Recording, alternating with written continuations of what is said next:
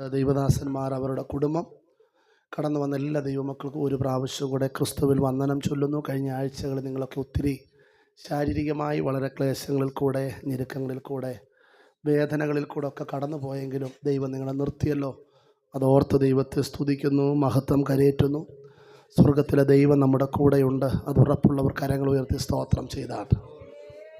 കാലാവസ്ഥകൾ മാറി മറിഞ്ഞു വരുന്നതിൻ്റേതായിട്ടുള്ള ക്ഷീണങ്ങൾ, ഭാരങ്ങൾ, രോഗങ്ങളൊക്കെ ഉണ്ടെങ്കിലും ദൈവം നിർത്തുന്നു. ഞാനും അല്പമായ ശാരീരിക ക്ഷീണങ്ങളൊക്കെ ആയതുകൊണ്ടാണ് നിങ്ങളുടെ ഭവനങ്ങളിൽ വരാഞ്ഞത്. കാരണം ഇപ്പോഴത്തെ ഈ രോഗങ്ങളും ചുമയും പനിയും ഒക്കെ അതേതെങ്കിലും തലത്തിൽ പ്രയാസമായി കഴിഞ്ഞാൽ ദൈവദാസം വന്നതിന് ശേഷമാണെന്ന് പറയാൻ അനുവദിക്കരുത്. അതുകൊണ്ടാണ് ഞാൻ കഴിവതും ഒരു ഭവനങ്ങളിൽ ഈ കഴിഞ്ഞ ആഴ്ചകളിൽ ഞാൻ എത്താതിരുന്നത്. നിശ്ചയമായും വരുന്ന ദിവസങ്ങളിൽ നിങ്ങളുടെ ഭവനങ്ങളിൽ കടന്നു വരുവാനും പ്രാർത്ഥിക്കുവാനും ആഗ്രഹിക്കുന്നു. ദൈവം നമ്മളെ ഒരുമിച്ച് സഹായിക്കണം. നമ്മുടെ കുഞ്ഞുങ്ങളുടെ എക്സാമൊക്കെ തുടങ്ങിയല്ലോ. അത് അവരുടെ ജീവിതത്തിൽ നല്ല അനുഗ്രഹത്തിനും സന്തോഷത്തിനും കാരണമാകട്ടെ എന്ന് പ്രാർത്ഥിക്കുന്നു. നല്ലൊരു ജയം, നല്ലൊരു റിസൾട്ട് നമ്മുടെ കുഞ്ഞുങ്ങൾക്ക് ആവശ്യമുണ്ട്. പ്രത്യേകിച്ച് പുതിയൊരു അക്കാഡമിക്കിലേക്ക് ഒരു അഡ്മിഷന് വേണ്ടി ആഗ്രഹിക്കുന്ന പ്രിയപ്പെട്ടവരുണ്ട്. അവർക്കും ദൈവം തക്ക സമയത്ത് വഴിവാതിലുകൾ ദൈവം തുറക്കട്ടെ. നാം പ്രാർത്ഥനയോടെ ദൈവസ്ഥലായിരിക്കുമ്പോൾ ദൈവം കൊടുത്തിരിക്കുന്ന ദൈവികാലോചന വാത്സല്യ കുഞ്ഞുമ്പേർ മുൻപോട്ട് കടന്നു വന്ന് 100-ാം സങ്കീർത്തനത്തിൽ നമ്മളെ അറിയിക്കും. പ്രാർത്ഥനയോടെ നമുക്ക് ദൈവസ്ഥലായിരിക്കാം. കർത്താവ് നമ്മളെ ഒരുമിച്ച് സഹായിക്കുമാറാകട്ടെ. Praise the Lord.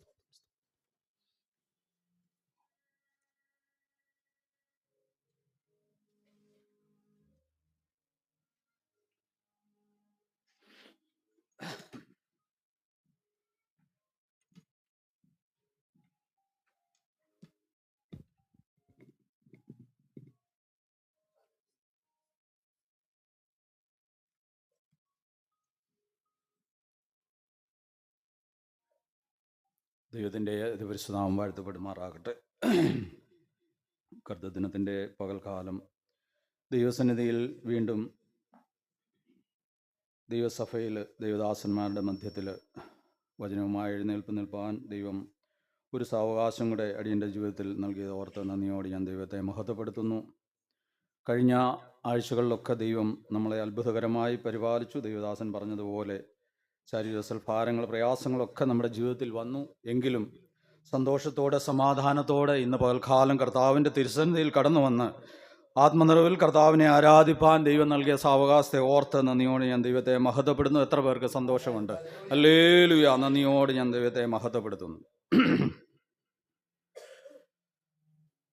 ഈ 100-ാം സങ്കീർത്തനം ദൈവദാസൻ ആദ്യം തന്നെ അതിൻ്റെ ആമുഖമായിട്ട് പറഞ്ഞല്ലോ. നമ്മുടെ ദൈവം ആരാകുന്നു, ദൈവത്തിൻ്റെ സന്നിധിയിൽ നാം എങ്ങനെയാണ് കടന്നു വരേണ്ടത്, അത് വ്യക്തമായി അറിയിക്കുന്ന ഒരു സങ്കീർത്തനമാണ് ഈ 100-ാം സങ്കീർത്തനം. 5 വാക്യങ്ങളെ ഉള്ളുവെങ്കിലും അതിൽ നിന്ന് ഓരോ വാക്യമെടുത്ത് സംസാരിക്കണമെങ്കിൽ ഓരോ വാക്യങ്ങളും ആശയം നിറഞ്ഞതും ദൈവത്തിൻ്റെ കരുണ നിറഞ്ഞ ഓരോ വാക്യങ്ങളാണിതിൽ. നമ്മളതിനെ ശക്തമായൊന്ന് ധ്യാനിച്ചു നോക്കിയാൽ ദൈവസഭയിൽ ഈ കർത്തൃദിനത്തിൽ നമ്മൾ പ്രഭാതത്തിൽ ദൈവസന്നിധിയിൽ കടന്നു വരുമ്പോൾ എങ്ങനെയാണ് നമ്മൾ ആയിരിക്കേണ്ടത്, നമ്മുടെ ദൈവം ആരാണ്? നന്ദിയോട് ഞാൻ ദൈവത്തെ മഹത്വപ്പെടുത്തുന്നു.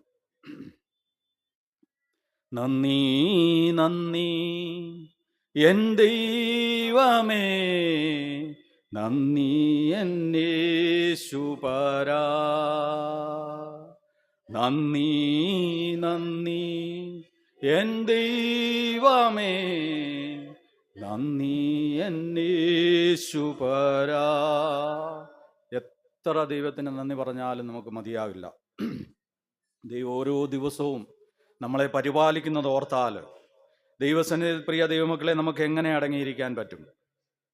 ദൈവത്തിൻ്റെ പ്രാകാരങ്ങളിൽ, ദൈവസന്നിധിയിൽ എങ്ങനെ കടന്നു വരണം, ദൈവത്തെ ഏത് തരത്തിൽ ആരാധിക്കണം, അത് ശക്തവും വ്യക്തവുമായി സംസാരിക്കുന്ന ഒരു സങ്കീർത്തനമാണ് ഈ 100-ാം സങ്കീർത്തനം. നിങ്ങൾ പിമ്പിലേക്കൊന്ന് തിരിഞ്ഞു നോക്കിക്കേ. യോഗ്യതയില്ലായിരുന്നിടത്ത് നിന്നും നമ്മളെ യോഗ്യരാക്കിയ ഒരു ദൈവം. എത്ര സ്തുതിച്ചാൽ ദൈവത്തെ നമുക്ക് മതി വരും. എനിക്ക് എല്ലാവരുടെയും കാര്യം അറിയില്ല, എന്നാൽ എൻ്റെ കാര്യം, എൻ്റെ അനുഭവത്തിൽ നിന്ന് എനിക്ക് വ്യക്തമായിട്ട് പറയുവാൻ സാധിക്കും. ഞാൻ യോഗ്യതയില്ലാത്തവനായിരുന്നു, ഇതെടുപ്പാൻ ഞാൻ യോഗ്യതയില്ലാത്തവനായിരുന്നു. എന്നാൽ യോഗ്യതയില്ലാത്തവരെ യോഗ്യനാക്കുന്ന വലിയ ദൈവം ഇന്ന് പകൽക്കാലം നിങ്ങളുടെ മധ്യത്തിൽ ഈ വചനവുമായി നിൽപ്പാൻ ദൈവം എന്നെ ബലപ്പെടുത്തിയത് ഓർത്ത് ഞാൻ നന്ദിയോട് ദൈവത്തെ മഹത്വപ്പെടുത്തുന്നു. ദൈവം നടത്തിയ വിധങ്ങൾ, ഇന്ന് പകൽക്കാലം നമ്മൾ ദൈവസന്നിധിയിൽ കടന്നു വന്നപ്പോൾ നമ്മൾ പാടിയ പാട്ട്, മാറില്ലവൻ മറക്കില്ല, മയങ്ങില്ല ഉറങ്ങില്ല. എൻ്റെ ഒരു അനുഭവ സാക്ഷ്യത്തിൽ കൂടി തന്നെ ഞാനിത് ആദ്യം തന്നെ, എനിക്ക് 20 മിനിറ്റ് ദൈവദാസൻ പറഞ്ഞിട്ടുണ്ട്, എങ്കിലും അതിനുള്ളിൽ തന്നെ ഞാൻ ഇരിക്കുവാൻ ആഗ്രഹിക്കുന്നു. എൻ്റെ ഒരു അനുഭവ സാക്ഷ്യത്തിൽ കൂടി തന്നെ ഞാൻ ആദ്യം തന്നെ ദൈവമക്കൾക്ക് ഒരു പ്രചോദനം നൽകട്ടെ. നന്ദിയോടെ ഞാൻ ദൈവത്തെ മഹത്വപ്പെടുത്തുന്നു. ഞാൻ അതാണ് പാടിയത്, നന്ദി നന്ദി. എത്ര നന്ദി പറഞ്ഞാലും ദൈവത്തിന് അത് നമ്മുടെ ജീവിതത്തിൽ അത് മതിയാകില്ല. നന്ദിയോടെ ഞാൻ ദൈവത്തെ മഹത്വപ്പെടുന്നു. ഞാൻ എനിക്ക് കൂട്ടായി ദൈവം തന്ന ദാസിയോട് പോലും ഞാൻ പറഞ്ഞിട്ടില്ല. ഈ കഴിഞ്ഞ 10 ദിവസക്കാലം ഞാൻ വിവിധ ഇടങ്ങളിൽ യാത്ര ചെയ്തു. ഞാൻ രാജസ്ഥാൻ്റെ പ്രദേശത്തേക്ക് കടന്നുപോയി. നമ്മുടെ തിങ്കളാഴ്ച ഫെലോഷിപ്പിൻ്റെ ഒരു മീറ്റിംഗ് ഉണ്ടായിരുന്നു. ഞാൻ ദാസനെ ആ സമയത്ത് വിളിച്ച് അപ്പോൾ ഞാൻ ഡിഡ്വാന എന്ന് പറയുന്ന സ്ഥലത്ത് നിന്ന് ജയ്പൂർ എയർപോർട്ടിലേക്ക് ട്രാവൽ ചെയ്തുകൊണ്ടിരിക്കുകയാണ്. എൻ്റെ കൂടെ ദുബൈയിൽ നിന്ന് വന്ന ഒരാളുണ്ടായിരുന്നു, ഒരു നേപ്പാൾ സ്വദേശിയായ ഒരു എഞ്ചിനീയർ ആയിരുന്നു. അദ്ദേഹം ബാക്ക് സീറ്റിൽ, ഞാൻ ഫ്രണ്ട് സീറ്റിലും, ഡ്രൈവറും കൊണ്ട് ഞങ്ങൾ യാത്ര ചെയ്തുകൊണ്ടിരിക്കുക. ആ സമയത്താണ് ഞാൻ ദാസനുമായിട്ട് സംസാരിച്ച് അതിനുശേഷം ഞങ്ങൾ വെളുപ്പിനെ എഴുന്നേറ്റാണ്. ഞാൻ യാത്രയാണ്, 100 മൈൽ സ്പീഡിൽ വാഹനം സഞ്ചരിച്ചു കൊണ്ടിരിക്കുകയാണ്. മയങ്ങിപ്പോയി, അല്പം മയക്കത്തിലായിരുന്നു. മയക്കത്തിൽ ഞാൻ ഒന്ന് കണ്ണു തുറന്ന് നോക്കിയപ്പോൾ ഇങ്ങനെ റോഡ് ഫ്രീ ആയിട്ട് കിടക്കുകയാണ്. എന്നാൽ ദൂരത്ത് നിന്ന് കണ്ടു ഒരു പെൺകുട്ടി ആ റോഡിൻ്റെ നടുവിൽ ഒരു സ്കൂട്ടിയുമായിട്ട് നിൽക്കുന്നത്. 100 മൈൽ സ്പീഡിലാണ് വാഹനം വരുന്നത്. പിന്നെയും എനിക്ക് ഉറക്കം വരുന്നുണ്ട്, ഞാൻ അറിയാതെ എൻ്റെ കണ്ണ് അടഞ്ഞുപോയി. പിന്നീട് എന്ത് സംഭവിച്ചതെന്ന് എനിക്ക് തന്നെ അറിയില്ല. പെട്ടെന്ന് ഞാൻ നോക്കുമ്പോൾ ഇങ്ങനെ സ്ലോപ്പായിട്ട് നിൽക്കുന്ന ഒരു സ്ഥലത്ത് ആ വണ്ടി, ഞങ്ങൾ സഞ്ചരിച്ച വണ്ടി ഇങ്ങനെ കൊണ്ടവിടെ ചവിട്ടിയത്. അന്നേരമാണ് എനിക്ക് പെട്ടെന്ന് പരിസരബോധം വന്ന് ഞാൻ ചാടി എഴുന്നേറ്റ് നോക്കിയപ്പോൾ ആ പെൺകുട്ടിയെ വണ്ടി ഇടിച്ച് ആ പെൺകുട്ടി റോഡ് സൈഡിൽ സ്കൂട്ടിയുമായിട്ട് വീണു. ഞാൻ അന്നേരം ദൈവത്തെ മഹത്വപ്പെടുത്തി. ഒരല്പം കൂടെ തെന്നിയായിരുന്നെങ്കിൽ ആ പെൺകുട്ടിക്ക് സംഭവിക്കാവുന്നതിനെക്കാട്ടിൽ വലിയ ദുരന്തം അടിയങ്ങളുടെ ജീവിതത്തിൽ സംഭവിക്കുമായിരുന്നു. മാറില്ലവൻ, മയങ്ങില്ല. നമ്മൾ മയങ്ങിയാലും മയങ്ങാത്ത ഒരു ദൈവം നമ്മളെ പരിപാലിക്കുന്നുണ്ട്. നന്ദിയോടെ ഞാൻ ദൈവത്തെ മഹത്വപ്പെടുത്തുന്നു. ഹല്ലേലൂയ, സ്തോത്രം. ദൈവം നടത്തിയ വിധങ്ങൾ, ദൈവം നമ്മളെ പരിപാലിക്കുന്ന വിധങ്ങൾ, നമ്മൾ ഏത് മണ്ഡലങ്ങളിലായിക്കോട്ടെ, ഏത് സ്ഥലങ്ങളിലായിക്കോട്ടെ, ദൈവം നമ്മളെ പരിപാലിക്കുന്നത് ഓർത്തു കഴിഞ്ഞാൽ ദൈവസന്നിധിയിൽ കടന്നു വരുമ്പോൾ നമ്മൾ ദൈവത്തെ എങ്ങനെ മഹത്വപ്പെടുത്താതിരിക്കും? ദൈവത്തെ എങ്ങനെ ആരാധിക്കാതിരിക്കും? നമ്മൾ ദൈവദാസനെ കാണിക്കാതോ, ഫെലോഷിപ്പിൻ്റെ നേതൃത്വത്തിലുള്ളവരെ കാണിക്കാനോ, ദൈവമക്കളെ കാണിക്കാനോ അല്ല നമ്മൾ ആരാധിക്കേണ്ടത്. നമ്മൾ ദൈവസഭയിൽ വരുമ്പോൾ നിങ്ങൾ പരിപൂർണമായിട്ട് നമ്മളെ നടത്തിയ വിധങ്ങൾ വ്യക്തമായിട്ട് വചനത്തിൽ എഴുതിയിട്ടുണ്ട്. നമ്മളെ സൃഷ്ടിച്ച ദൈവം, സൃഷ്ടാവ്, ആ സൃഷ്ടാവിനെ മറന്നു പോകരുത്.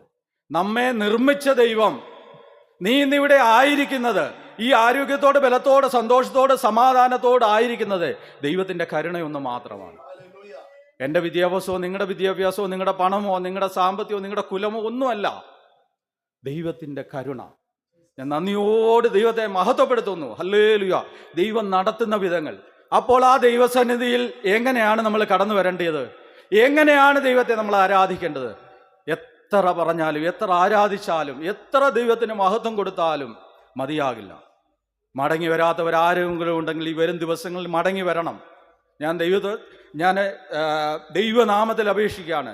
നിങ്ങൾ കർത്താവിൻ്റെ സന്നിധിയിൽ പരിപൂർണമായിട്ട് ഏൽപ്പിച്ചു കൊടുക്കുക. നിങ്ങളുടെ ജീവിതത്തിൽ വരുന്ന കഷ്ടങ്ങൾ, പ്രയാസങ്ങൾ, നമ്മുടെ ജീവിതത്തിൽ കഷ്ടങ്ങളുണ്ട്, ദൈവമക്കളുടെ ജീവിതത്തിൽ കഷ്ടങ്ങളുണ്ട്, അത് നമുക്ക് വേണം.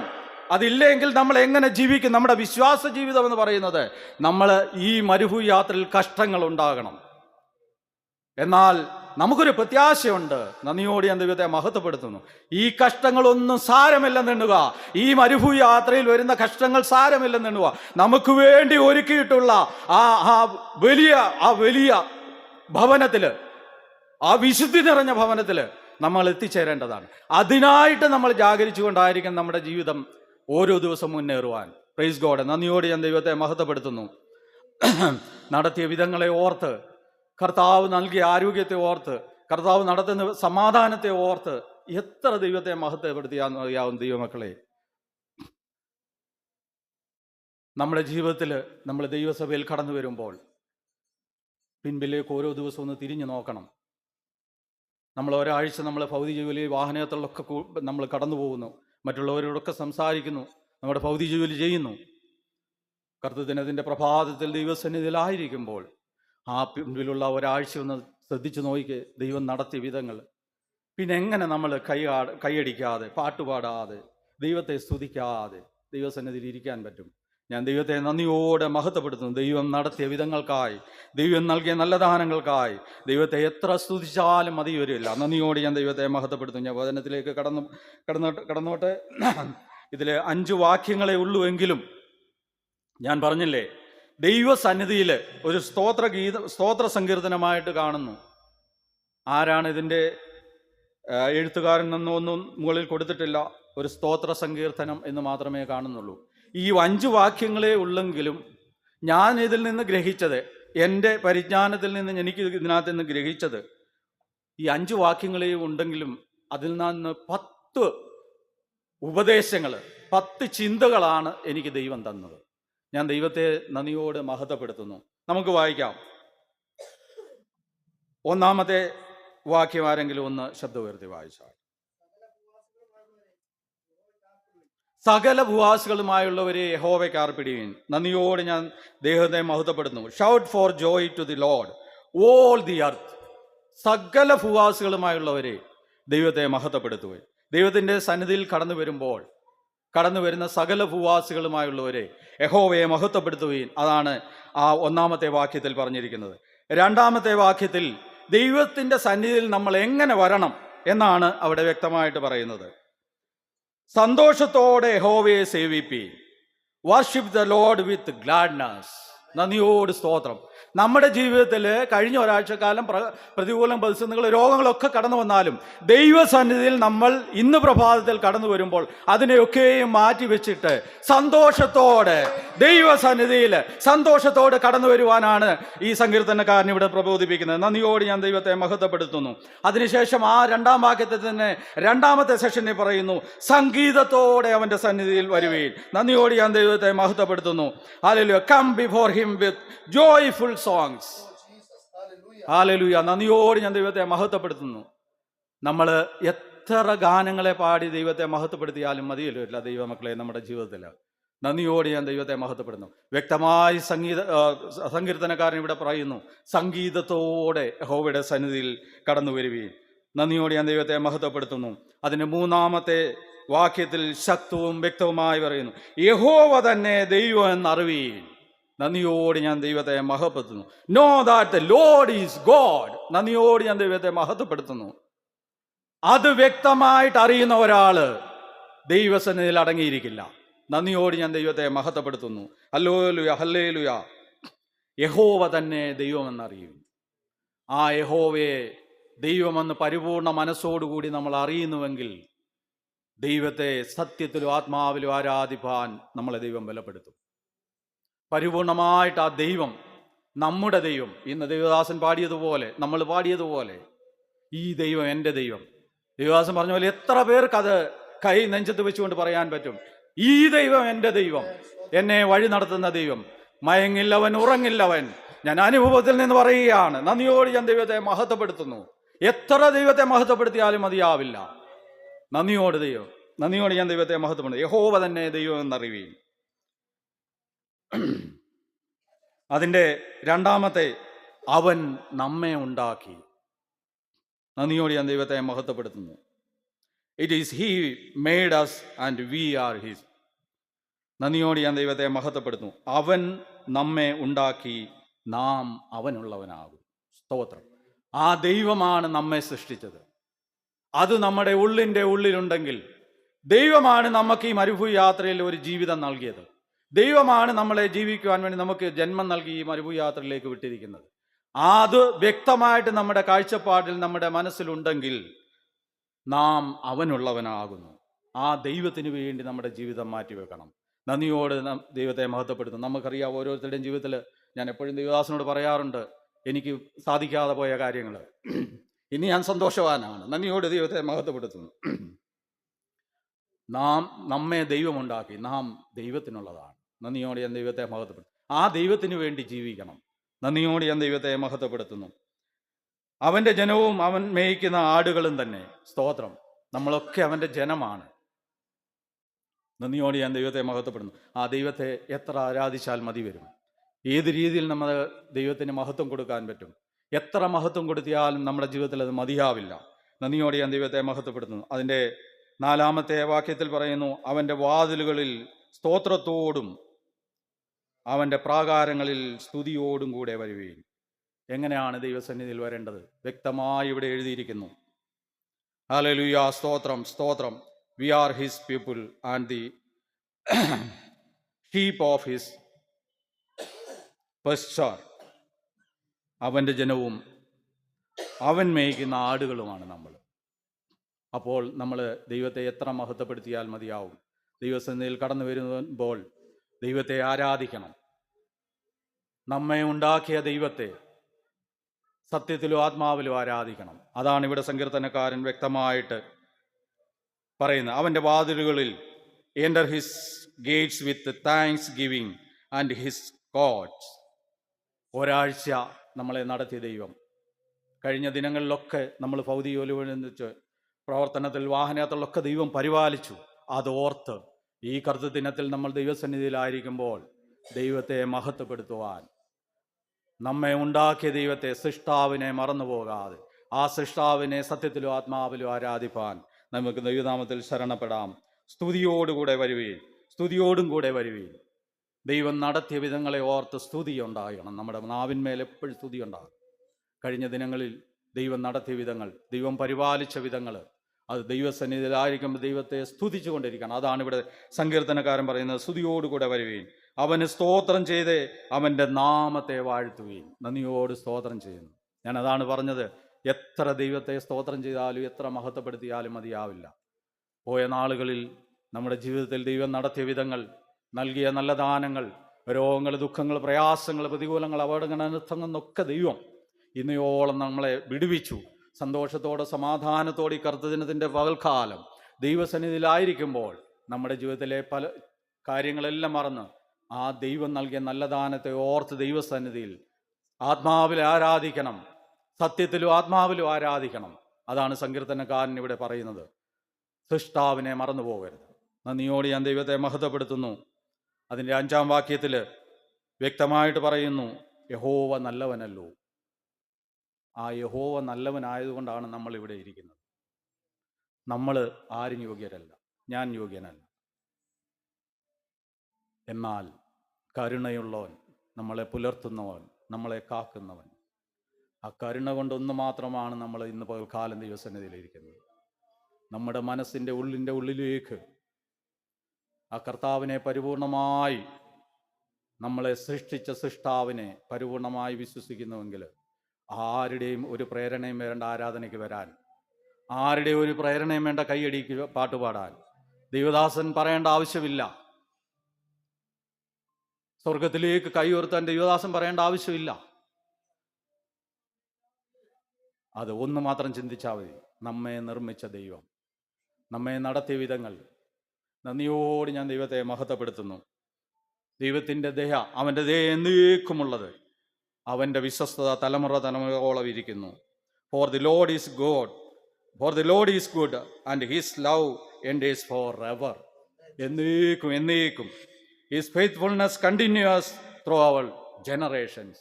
നമ്മുടെ തലമുറയോളം ദൈവം നമ്മളെ നടത്തുന്ന ദൈവമാണ്. നമ്മുടെ പ്രവർത്തിക്കൊത്തവണ്ണം നമ്മളോട് ദൈവം ചെയ്യുന്നുണ്ടോ?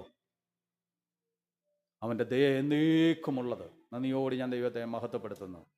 പ്രിയ ദൈവമക്കളെ, ദൈവദാസൻ വെള്ളിയാഴ്ച വൈകിട്ട് ഞാൻ ഇവിടെ ഫാസ്റ്റിംഗ് പ്രയറിന് ലേറ്റായാണ് കടന്നു വന്ന. ആ സമയത്ത് എന്നോട് പറഞ്ഞു സങ്കീർത്തനം പ്രബോധിപ്പിക്കണമെന്ന്. വെള്ളിയാഴ്ച ഒത്തിരി ടയേർഡായിരുന്നു, ഒന്നും നോക്കിയില്ല. എന്നാൽ ശനിയാഴ്ച ഞാൻ ഓഫീസിൽ ചെന്ന് അല്പസമയം കിട്ടിയപ്പോൾ എനിക്ക് ഏത് സങ്കീർത്തനം പ്രബോധിപ്പിക്കണമെന്ന് എൻ്റെ മനസ്സിലേക്ക് ഒന്നും കടന്നു വന്നില്ല. പെട്ടെന്ന് എനിക്ക് ഈ 100-ാം സങ്കീർത്തനത്തിലേക്ക് എൻ്റെ മനസ്സിനെ കൊണ്ടുപോയി. അതിൽ നിന്ന് അപ്പോൾ ഞാൻ എൻ്റെ അനുഭവവുമായി ഞാൻ അതിനെ ഒന്ന് തട്ടിച്ചു നോക്കിയപ്പോൾ, ഗ്ലോറി ടു ഗോഡ്. എത്ര ദൈവത്തെ മഹത്വപ്പെടുത്തിയാലും മതിയാവില്ല. നന്ദിയോട് ദൈവത്തെ മഹത്വപ്പെടുത്തുന്നു. അവൻ്റെ വിശ്വസ്തത തലമുറയോളം. നമ്മുടെ തലമുറകൾ ദൈവസന്നിധിയിൽ നിൽക്കണമെന്നുണ്ടെങ്കിൽ നമ്മൾ അവർക്ക് മാതൃകയായിരിക്കണം. നമ്മൾ എപ്രകാരം ദൈവത്തിൻ്റെ പാദപീഠത്തിലായിരിക്കുന്നു അപ്രകാരം നമ്മുടെ തലമുറകളും ആവും. ഞാൻ ദൈവത്തെ നന്ദിയോട് മഹത്വപ്പെടുത്തുന്നു. ഇതിനകത്ത് 5 വാക്യങ്ങളേ ഉള്ളെങ്കിലും അനേക ആലോചനകൾ, ചിന്തകൾ, അനേക നമുക്ക് ജീവിക്കുവാൻ ആവശ്യമായ അനേക ആലോചനകൾ അടങ്ങിയ ഒരു സങ്കീർത്തനമാണ് ഈ 100-ാം സങ്കീർത്തനം. ദൈവത്തെ നമ്മൾ എത്ര മഹത്വപ്പെടുത്തിയാലും മതിയാവില്ല. പ്രിയ ദൈവമക്കളെ, ദൈവസന്നിധിയിൽ നാം കടന്നു വരുമ്പോൾ സ്തുതിയോടും സ്തോത്രത്തോടും ദൈവം നടത്തിയ വിധങ്ങൾ,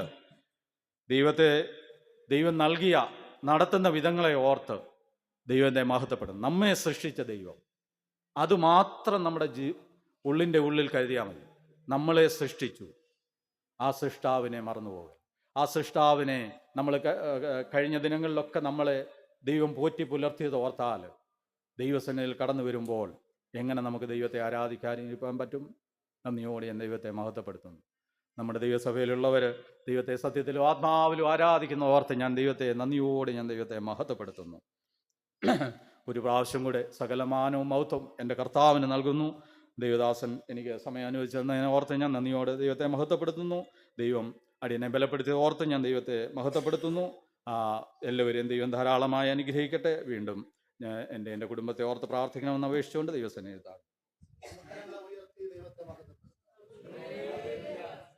വളരെ